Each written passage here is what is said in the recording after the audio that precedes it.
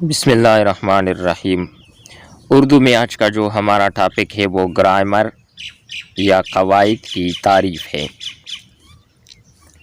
ہر زبان کے لیے کچھ اصول اور قوانین ہوتے ہیں جن کی مدد سے اس زبان کو صحیح طور پر سیکھا اور سمجھا جا سکتا ہے۔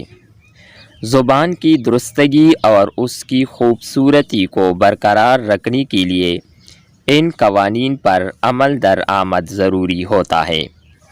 اردو زبان کے بھی کچھ اصول ہیں جنہیں قواعد یا گرامر کہا جاتا ہے۔ قواعد یا گرامر لسانیات کی ایک اہم شاخ ہے اور اس کا مطالعہ زبان پر دسترس حاصل کرنے کے لیے نہایت ضروری ہے۔ اردو قواعد کے حصے۔ اردو قواعد کے دو حصے ہیں۔ نمبر 1 صرف، نمبر 2 نحو۔ صرف کیا ہے؟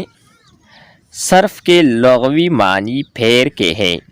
قواعد کی اصطلاح میں صرف اس علم کا نام ہے جس میں الفاظ کے تغیر و تبدل کا ذکر کیا جاتا ہے اور ان سے مختلف کلمات بنانے پر بحث کی جاتی ہے، جس سے کلموں اور لفظوں کی پہچان ہوتی ہے، یعنی لفظ واحد ہے یا جمع ہے، مذکر ہے یا مؤنث، لفظ اسم ہے یا فعل۔ گویا علم صرفوں میں الفاظ اور کلمات موضوع بحث ہوتے ہیں۔ یہی وجہ ہے کہ صرف کا موضوع لفظ ہے۔ نمبر 2 نحو۔